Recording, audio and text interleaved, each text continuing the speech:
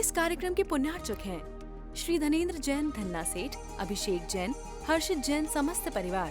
Deep Jyoti rubber private limited, manufacturer of rubber pipe, rubber sheet, electrical mat sheet, sector 5, Noida, Uttar Pradesh. Shri Sunil Jain एवं Shrimati Manisha ji, Akshat Jain, Mona generators, Nirman Vihar, Delhi. धन प्रेमी बंधु,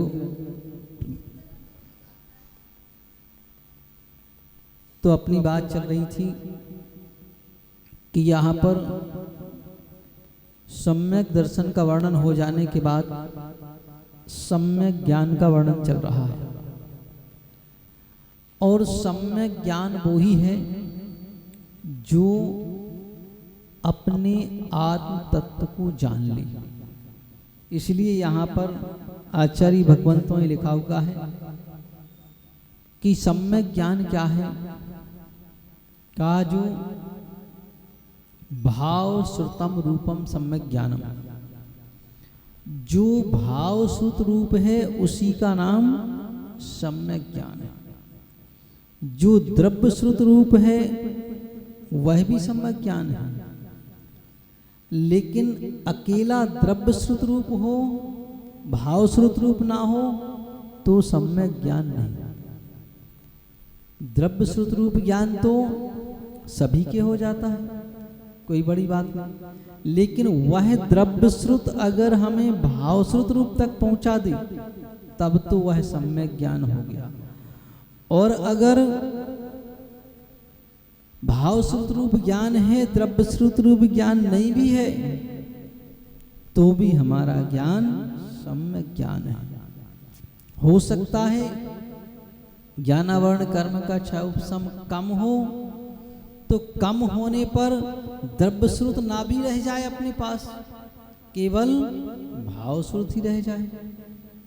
तो का जिन धर्म में भाव श्रुत की मुख्यता है, द्रव्य श्रुत के साथ साथ में भाव श्रुत, अगर द्रव्य श्रुत तो बहुत है लेकिन भाव श्रुत 0% है, तो का उसका कोई मोक्ष मार्ग में मूल्य नहीं है। लौकिकता में बहुत अच्छा मूल्य है, आप अच्छा बोलेंगे, बढ़िया से लोग सुनेंगे, प्रशंसा करेंगे, कहेंगे हाँ बहुत अच्छा बोलते हैं, अच्छे बढ़िया आप तर्क देंगे, अच्छे बढ़िया आप दृष्टांत देंगे, ये लौकिकता में उसका महत्व बराबर बढ़ जाएगा। लेकिन धर्म की दृष्टि में, परमार्थ की दृष्टि में, आत्म कल्याण की दृष्टि में उसका महत्व 0% रहेगा, ऐसा जिन धर्म में कहा गया है। तो देखिए ऐसे भी एक मुनिराज हुए हैं कि जिनको द्रव्य श्रुत रूप की दृष्टि से देखा जाए तो एक मंत्र भी याद नहीं था। जो मंत्र हम बोलना सीखते हैं तब से सीख लेते हैं और हर समय उसका जाप करते रहते हैं उस मंत्र का। वह कौन सा मंत्र है? नमोकार मंत्र। उसका भी उन्हें ज्ञान नहीं था। ज्ञान तो था लेकिन मुंह से नहीं बोल पाते थे, और वह मुनि भी बन गए। कोई कहे कि ऐसे लोगों को मुनि कैसे बना दिया, जिनको नमोकार मंत्र भी पूछा भी नहीं था कि तुमने कुछ खाता जाता कि नहीं, ऐसे मुनि बना दे। हाँ? नमोकार मंत्र भी नहीं आता है और मुनि बना दिया। हाँ? ये भी बड़ी बात है। तो उनको मुनि बना दिया। तो यहाँ पर ये बताया जा रहा कि मुनि बन करके उनने भी बहुत अभ्यास किया, सोचा कि आ जाए कुछ, तो नहीं आ सका। हो सकता है उनने अपने ज्ञान के ऊपर अत्यधिक आवरण डाल लिया होगा पूर्व जीवन में, दूसरे को पढ़ने को नहीं दिया होगा, पुस्तकें छिपा दी होंगी, कोई कुछ अच्छा काम करता होगा उसमें विघ्न डाला होगा, किसी ने कहा पुस्तक छपवाना हर बार विघ्न डाला होगा, किसी को कभी ज्ञान के रूप में दान नहीं दिया होगा, कभी साधु को कोई शास्त्र भेंट नहीं दिया होगा, कोई बच्चे भी पढ़ना चाहते हो तो उनके लिए कोई पेंसिल भी नहीं दी होगी, लाके कोई पुस्तक भी नहीं दी होगी, और कोई देता होगा तो उसका ही विरोध करते हो, क्यों देते हो हराम में दूसरे को। ऐसा तो ऐसा करने से जबरदस्त ज्ञानावरण कर्म का बंध होता है। तो हो सकता है उन्होंने पूर्व जीवन में जबरदस्त किया हो, लेकिन जो भावश्रुत रूप ज्ञान को प्राप्त करने वाले जीव हैं उनकी बहुत अनुमोदना की हो, उनको बहुत सहयोग किया हो, बहुत अत्यधिक काम किया हो। कैसे? जैसे कोई मुनिराज आ जाए तो अलग अलग लोगों की रुचि होती ना, यहाँ पर भी किसी की रुचि पढ़ने में होती है, किसी की रुचि आहार देने में होती है, किसी की रुचि दान देने में होती है, तो किसी की रुचि अभिषेक करने में होती है, तो किसी की रुचि मनोरंजन में होती है ना। वो कहते हैं भाई ढोल ढमाका बचे तो हम आए ना, हम क्यों आए, है ना। ऐसी भी होती है। किसी की रुचि स्वाध्याय करने में होती है। तो अलग अलग रुचि के लोग होते हैं, लेकिन रुचि अलग अलग होना गलत नहीं है, लेकिन हम दूसरे का काम बिगाड़ करके और अपना काम बनाए ये गलत है। दूसरे के लिए हम विघ्न उत्पन्न कर, ठीक है तुम्हारी रुचि में तुम ये काम करो, हमें इसमें हम इसे काम करते हैं, इसमें कोई बाधा नहीं है, इसमें किसी के लिए किसी काम का अंतराय नहीं है। लेकिन अगर हम दूसरे का बिगाड़ के और फिर अपना कहें कि नहीं हम तो ऐसा कर रहे, तुम्हें भी ऐसे ही करना पड़ेगा, है ना, तो इसमें अंतराय कर्म का बंध होता है। ऐसी वो अलग अलग व्यवस्थाएं हैं कि अलग अलग क्षेत्र में अलग अलग वह कार्य होते हैं, है ना। तो इस तरह की अलग अलग व्यवस्थाएं चलती हैं। जैसे अपन यहाँ आते मंदिर में ना, यहाँ भी हम अंतराय कर्म का बंध करते हैं, यहाँ भी हम दान अंतराय कर्म में विघ्न डालते हैं। कैसे डालते हैं? जैसे ये मंदिर है, अब आपसे पूछा जाए कि मंदिर किसका है, किसका है? भगवान का नहीं, ये सकल दिगंबर भारतवर्षीय दिगंबर जैन समाज का है। किसका है? हाँ, सकल जितने भी दिगंबर जैन समाज के लोग हैं, वो केवल दिल्ली के नहीं, पूरे भारतवर्ष के। वो कहीं ऐसा क्यों है भाई? तो हमने बनवाया, हमारा है। तुम्हें मालूम है कि कौन सा व्यक्ति कहाँ से आ गया तो इस गुल्लक में कब 10 का नोट डाल के चला गया? मालूम है क्या? नहीं ना। तो उसने डाला है तो उसका भी अधिकार। जब तुम इसको बना रहे होगे तब एक ईंट पता नहीं कहाँ का व्यक्ति रख के चला गया होगा, मालूम है? नहीं है। तो कहा उसका भी इसमें अधिकार है, क्योंकि सहयोग तो उसने भी दिया। तो ऐसे ये सबका है, किसी एक का नहीं। अब कुछ लोग चाहें कि नहीं इसमें तो मेरे अनुसार काम चलेगा। अब कोई व्यक्ति आया, उसने कहा मुझे भगवान के दर्शन करने हैं, मेरे पास में तो श्रीफल है चढ़ाने को, ना यहाँ तो यही चढ़ेगा, वो नहीं चढ़ेगा। क्या चढ़ेगा? गोला ही चढ़ेगा, दूसरा नहीं चढ़ सकता है। तो उसने अपना धीरे से जो थैले में रख लिया, नहीं चढ़ सकता, कोई बात ही रख लिया उसने अपने। तो अपन ने क्या किया? उसके लिए विघ्न उत्पन्न किया, है ना। और ये विघ्न कल के दिन अपने लिए भी सामने बन के आएगा कि अपन भी कुछ करना चाहिए। ऐसा विघ्न तुम्हारे भाई, चढ़ाने योग्य वस्तु है तो आप चढ़ाइए, अयोग्य है तो मत चढ़ाइए, योग्य है तो चढ़ाइए। तो उसमें अगर हम किसी को विघ्न करते हैं तो ये हमारे लिए आगामी काल के लिए, हम अपने स्वयं के लिए विघ्न तैयार करते हैं। ऐसे ही कहा कि उनको अगर नमोकार मंत्र याद नहीं हुआ तो उन्होंने कुछ ना कुछ इस तरह का कार्य किया हुआ, ईर्षा बस, द्वेष बस, कुछ ना कुछ कार्य, प्रतिस्पर्धा बस, कि ऐसा कुछ कार्य किया होगा कि जिससे उनको ये द्रव्य स्रोत नाम मात्र से नहीं आ रहा। और जो भाव स्रोत रूप हैं उनके लिए बहुत आनंदित हुए होंगे देख करके। जैसे भाव स्रोत रूप मुनि आ जाएं, साधु संत आ जाएं, उनको देख करके बड़ा आनंदित हुए होंगे, वो उनका बड़ा सहयोग किया होगा। तो उसके प्रभाव से उनको भाव स्रोत तो आ गया, लेकिन द्रव्य स्रोत नहीं आ पाया। ऐसा तो इसलिए का उनको वो तो चीज याद नहीं हुई, लेकिन इधर भाव स्रोत की कला पूरी आ गई। और उस मति और श्रुत ज्ञान के बल से उन्होंने अपने निज आत्म तत्व को जान लिया।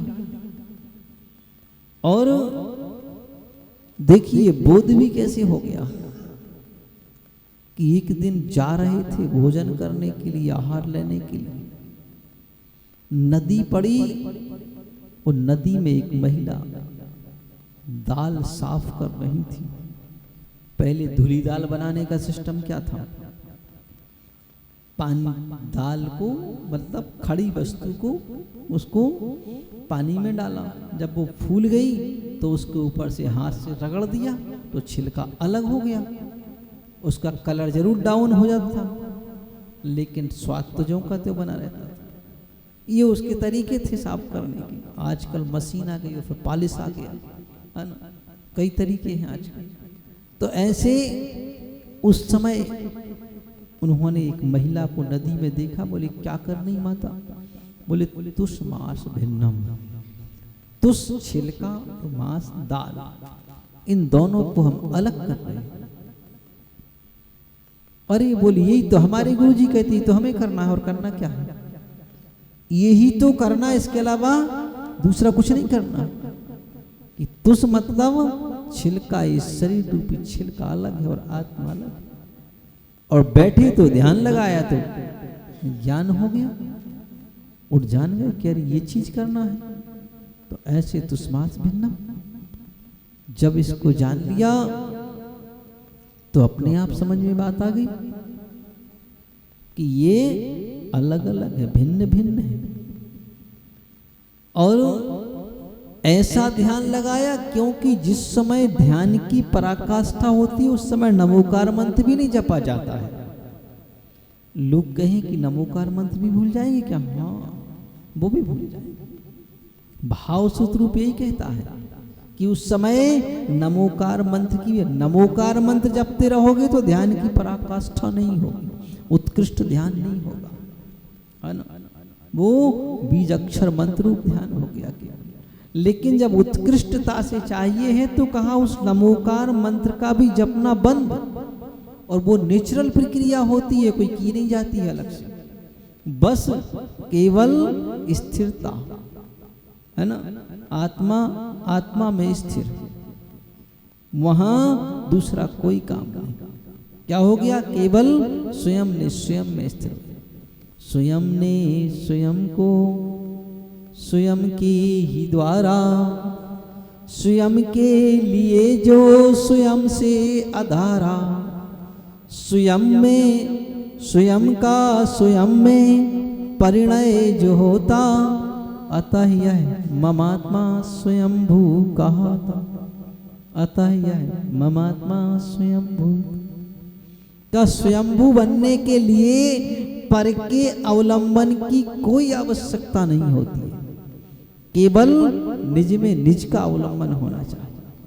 इससे स्वयंभू बनते हैं, भगवान बनते हैं। पर का अवलंबन सब छूट जाता है, नमोकार मंत्र का अवलंबन भी छूट जाता है। इसी का नाम मुनियों की उत्कृष्ट दशा है, इसका नाम श्रेणी आरोहण है, इसी का नाम आत्मा में केली करना है। बस जिस समय ये दशा बनती है उस समय पर के सारे विकल्प, यहाँ तक कि शुभ विकल्प भी समाप्त, मंत्र जाप रूप विकल्प भी समाप्त। ये दशा मुनियों की होती है, अन्यत्र किसी की होती नहीं। श्रेणी आरोहण रूप कार्य मुनि अवस्था में होता है, जहां सर्व प्रकार के परिग्रह का त्याग हो। ऐसा वह भाव श्रुत रूप ज्ञान जब प्रकट हो जाता है तब जाकर के का वहां पर के अवलंबन सब छूट जाते हैं, और का उसी का नाम सम्यक ज्ञान है।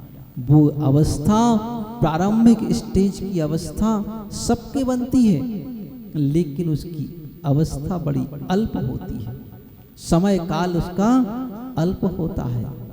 और भेद विज्ञान इसी का नाम तो है कि दो में हमने भेद डाला, आत्म तत्व में और पुद्गल में, दोनों को अलग अलग जाना।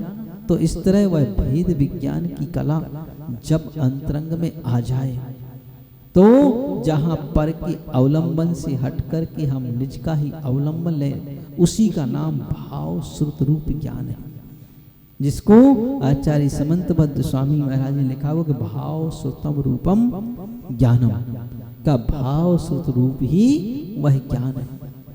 तो ऐसा ज्ञान उन नमोकार मंत्र ना आने वाले मुनिराज को हो गया, और वह स्थिर हुए अपने उस भाव श्रुत रूप ज्ञान में तो भगवान बन गए, केवली हो गए।